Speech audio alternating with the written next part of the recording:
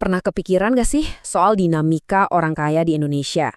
Hari ini kita bakal bedah tuntas nih soal perang antara orang kaya baru lawan uang lama. Kita bakal bongkar semua stereotip yang mungkin selama ini kita telan mentah-mentah. Kalau di Indonesia kan gambaran umumnya udah jelas banget ya. Orang kaya baru, si OKB, itu capnya pasti sombong, suka pamer, norak.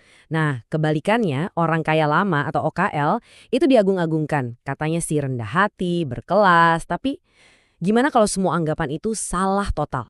Oke, yuk kita mulai kupas satu-satu. Kita mulai dari lapisan pertama dulu. Mitos soal uang lama yang katanya humble banget itu. Jadi gini, menurut sumber yang kita bedah, sifat rendah hati para pewaris uang lama ini tuh bukan karena sifat asli mereka, tapi lebih ke sebuah keharusan. Dari kecil mereka udah didoktrin, ingat ya, duit ini bukan punya kalian. Nah, ini poin pentingnya. Posisi mereka itu ibaratnya cuma sebagai penjaga, bukan pemilik, apalagi pencipta. Tugas utamanya ya cuma nerusin kekayaan itu ke generasi berikutnya. Akibatnya, mereka jadi nggak didorong buat boros atau ambil risiko. Dan efek sampingnya, ya mereka seringkali nggak punya skill atau taji yang sama kayak generasi pertama yang bangun bisnis dari nol. Ini contoh yang pas banget buat ngeliat gimana persepsi itu bisa berubah seiring waktu. Coba bayangin, generasi pertama, si kaya baru, beli mobil sport model paling baru. Wah, dibilangnya pamer. Tapi 20 atau 30 tahun kemudian, mobil yang sama diwarisin ke anaknya. Sekarang statusnya jadi mobil klasik. Tiba-tiba yang tadinya dianggap norak, sekarang jadi simbol kelas dan selera tinggi. Aneh kan?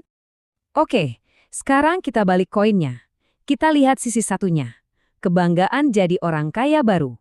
Ini bakal mengubah cara kita mandang mereka. Sumber kita ini ngajak kita mikir dari sudut pandang yang beda banget. Gimana kalau gaya hidup mewah para OKB itu bukan soal sombong, tapi soal kebebasan. Soal hak mereka buat menikmati hasil keringat sendiri, hasil kerja keras mereka dari nol. Justru sebaliknya, daripada jadi stempel negatif, sebutan OKB itu harusnya jadi semacam medali kehormatan. Kenapa? Karena itu artinya gue berhasil di usia muda dan gue berhasil ngangkat derajat keluarga gue. Itu pencapaian, bukan aib. Nah, ini bagian yang paling serunya. Ternyata ini bukan cuma soal mindset pribadi, ada lapisan lain, sebuah permainan besar yang dimainkan oleh para elit. Konsepnya disebut pura-pura sederhana. Ini adalah taktik di mana orang-orang super kaya sengaja nunjukin citra sederhana di depan publik. Tujuannya apa coba? Coba lihat angka ini. 1% orang terkaya di Indonesia itu menguasai hampir setengah dari total kekayaan nasional. Gila kan?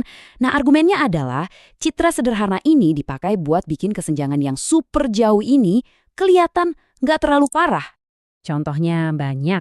Mungkin ada pejabat yang kalau diliput media pakainya Innova. Tapi di garasi rumahnya deretan mobil mewah. Atau ada konglomerat yang ngaku biaya hidup sebulannya cuma 10 juta, padahal tinggal di rumah segede istana dengan puluhan staf. Tujuannya? Biar kita-kita yang ngelihat mikir, oh ternyata orang kaya juga hidupnya biasa aja ya. Supaya kita tetap jinak dan nggak punya ambisi besar. Oke, jadi setelah tahu ada permainan ini, terus apa artinya buat kita? Nah, bagian terakhir ini adalah tantangan langsung buat kita semua, buat cara kita melihat hidup. Sistem ini diibaratkan seperti sebuah kotak kaca. Kita itu seolah-olah hidup di dalamnya. Kita bisa lihat kok dunia yang lebih luas di luar sana, kita bisa lihat ada kemungkinan buat jadi kaya.